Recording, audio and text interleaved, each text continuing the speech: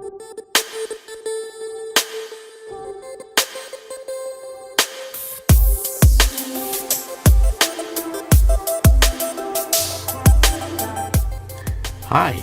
this is Algebra, section 11-4, and we're studying dividing rational expressions.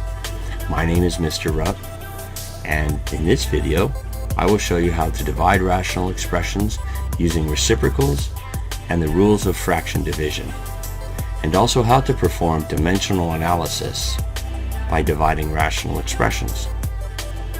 By the end of the video, you should be able to divide and simplify rational expressions, divide rational expressions that involve units of measure by using dimensional analysis, and finally, how to use these techniques to solve real-world problems. Let's get started. Okay, dividing rational expressions. Let's start out with a quick review of dividing fractions, okay? So over here, let's say that we had 3/4 divided by, 3/8. Okay? So this is how it looks when you write it out in linear fashion, all right? And when it's in this type of fashion, then we use a method of solving this called keep it, change it, flip it, okay? So we keep this guy and we change this guy and we flip him, okay? So we keep the 3/4, we change the division to multiplication, and we flip over the last fraction. So this becomes 8/3. And then we can go along and say, okay, well, let's just go straight across rather than cancel. We're going to go 3 times 8 is 24. 4 times 3 is 12. So our answer then is 2. Okay? Yay. Let's go back here for a second and look at this. When we flipped 3/8 over to 8/3, what is 8/3 relative to 3/8? 8/3 is the reciprocal. Okay? Otherwise known as the multiplicative inverse. Okay? 8/3 is the reciprocal of 3/8. This is going to be an important fundamental thing to know when we get into these rational expressions, because it's the same thing, same process we're going to be doing here. All right, so let's do an example. Example 1 here, he's on page 595.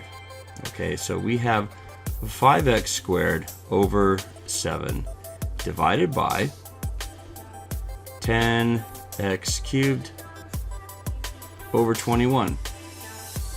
Well, what we need to do is we need to multiply by the reciprocal of this 10x cubed over 21. Okay? Now they don't tell you the keep it, change it, flip it in the book. What they tell you is that you need to multiply by the reciprocal. Okay, which is why we went over it in the first place. So rewriting this then, we have 5x squared over 7. That's the keep it part. Change it is changing division to multiplication, and then flipping it is the reciprocal part. 21 over 10x cubed. All right. So again, from multiplying rational expressions, you can either multiply it all together, wind up with a giant fraction, and then start taking out the greatest common factor of everything. That's method 1. Or you can go through and you can cancel terms before you multiply. Okay? And neither one of them is correct as far as which one is the way to do it. Sometimes it depends. I think in this case, and probably in most cases, simplifying what you can before you multiply is going to end up being the easier and faster method of doing this. Okay, so let's get a different pen color here and start canceling, because we love canceling. Yay! Okay. Well, 7 goes into 7 once. 7 goes into 21 3 times. 5 goes into 5 once. 5 goes into 10 twice. Okay? So we have an x squared up top and an x cubed in the bottom. There's at least an x squared inside this x cubed, so we can cancel out the x squared and cancel out 2 of these x's here, and we have just x to the 1 left. So, rewriting this, 1 times 3 is 3, and 1 times 2 times x is 2x. Okay, so that's the answer to this problem here, 3 over 2x. Okay, so let's go down here, pause the video, and give yourself a chance to work this problem out, okay? Remember, you don't learn math listening to me talk. You learn math by grinding your way through these types of problems right here, on your own, experiencing challenges and problems, and then conquering them, working them through. The working them through is where you're learning the math, okay? So pause the video, give this a shot, and if you get stuck, we'll start the video again and we'll keep going. Bam! Right, okay, everyone stopped and worked this out, right? Let's do it on our own here. Let's do it together then, I mean. And we need to change our pen color. So we have an n plus 1 over an n plus 3. And that's being divided by a 2n plus 2 over an n plus 4. Alright, well, n plus 1 over n plus 3, there really isn't anything you can do with that, right? I mean, there's nothing. So you just keep writing it. N plus 1, n plus 3. Well, there's a couple of things that we're going to do here. First of all, let's flip it. So we change that to division, and we're going to flip this guy. N plus 4 over 2n plus 2. Alright, lovely. We're looking at this going, yeah, that didn't help at all. Patience, grasshopper. So, now we have n plus 1 over n plus 3 times n plus 4 over, and we look at this guy right here. I didn't really want to draw that line. We look at him right here, 2n plus 2. We can do what with him? We can factor out a 2, okay? Factoring out a 2 gives us this, n plus 1. Haha! So, now we can cancel. Alright, we're going to go down here. N plus 1 over n plus 3 times n plus 4 over 2 n plus 1. Alright, so changing colors again. We can cancel an n plus 1 and an n plus 1, and that's where it stops. Okay? Well, you can't do anymore. That's alright, though. So we left with n plus 4 over 2 n plus 3. Okay? Now, as far as I'm concerned, this is the correct answer and in the correct form. I would like to see all of your answers in this form here. However, it is equally correct to write n plus 4 over 2n plus 6. The case made for this last one is that there are no parentheses in it. So technically it is the most simplified form. But there are lots of cases where the simplified form does have parentheses in it. And so this first answer here is totally justifiable. And in my view, it is preferable. Alright, enough of that. Moving on. The problems just get more ugly looking, but the concept in of solving them remains the same. Now you may have to do a couple of things more to the problem in order to get them solved, but how you solve them is going to stay the same. Okay, so we have this, an expression involving polynomials, and this guy, sorry, he's going to be on page 596. So we have an m squared, a plus 3m plus 2 all over 4 being divided by m plus 2 all over m plus 1. Lovely. As it stands right now, there's nothing you can do with any of it. So guess what you have to do first? Yes, you have to factor your quadratic here. Aren't you glad you know how to factor quadratics? I'll bet you are. Okay. So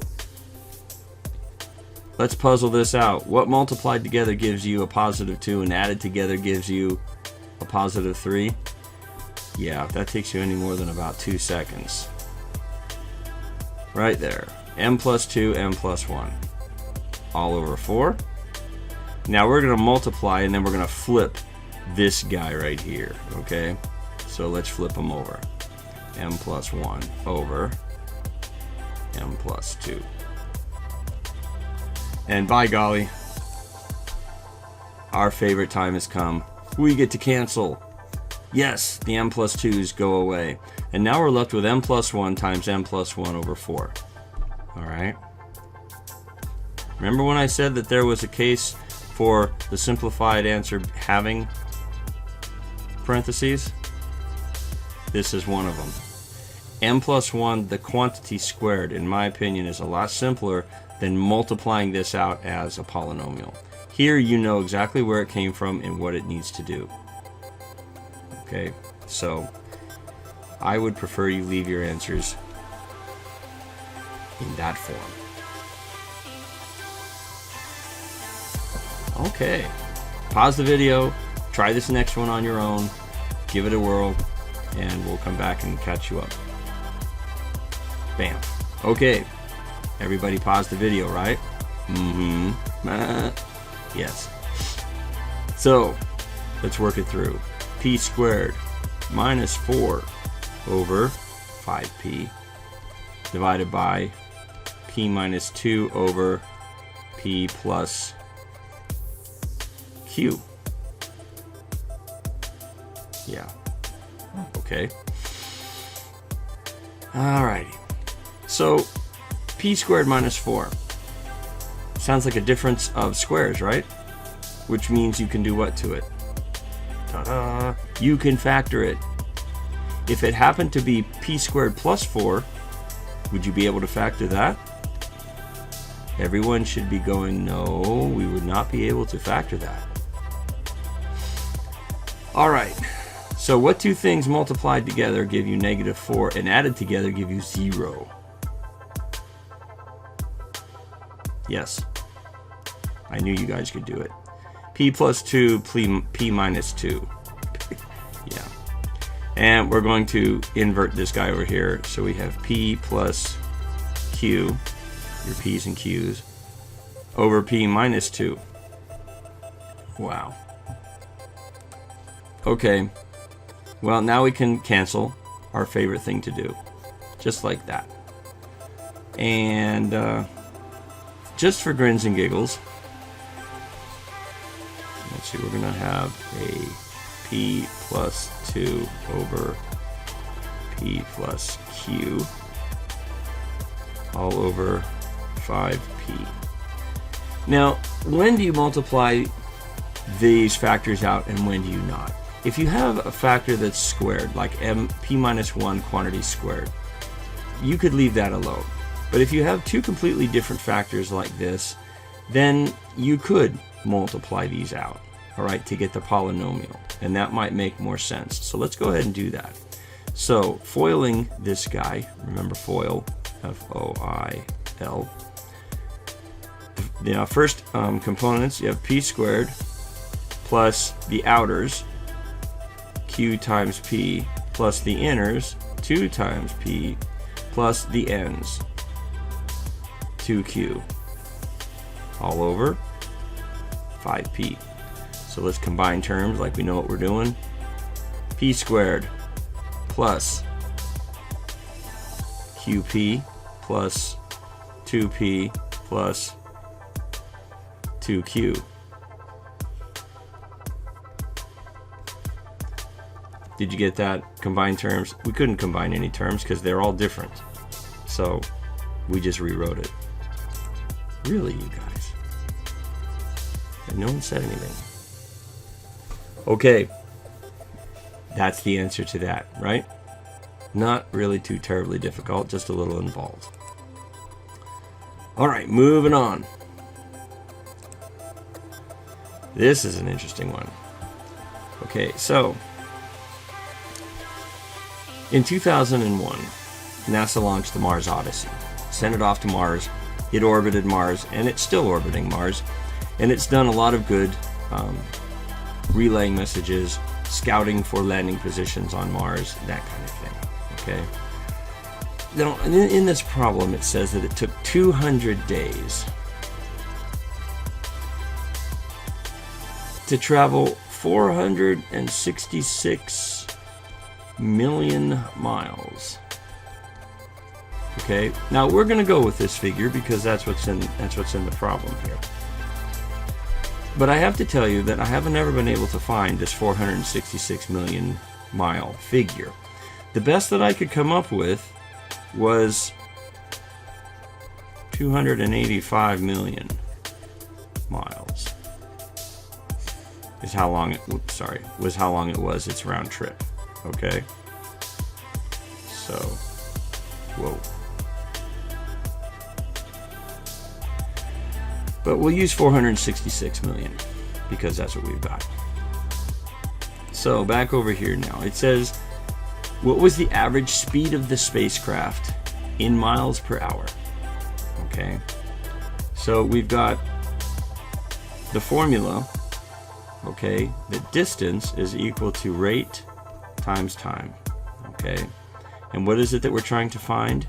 Average speed. Average speed is the rate. Okay, so the speed r would be equal to distance over time. Well, we have distance, right?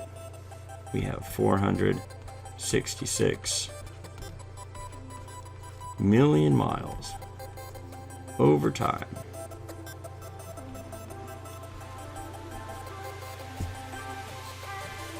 Okay. Now remember, what we want is in miles per hour. Okay, so we have miles and an hour. So let's convert. We don't have to do anything to the miles here because we need miles. What we have to convert is the day. So what do we have to do here? Well, we need to get rid of the day. So we have to put day on top so that these two units will cancel. Now, what's the next unit down in days? It's hours, right? So for one day, we have 24 hours. All right. And hours is what we want to end up with, which is good. All right. So we have 466 million miles over 24 times 200 is 4,800 hours. Okay, so if you do that math, it comes out to be about 97,083 miles per hour. Okay, and it says round to the nearest mile per hour. All right. So that's the number that we're going to go with. Now, I've got a bonus question for you. All right. Let me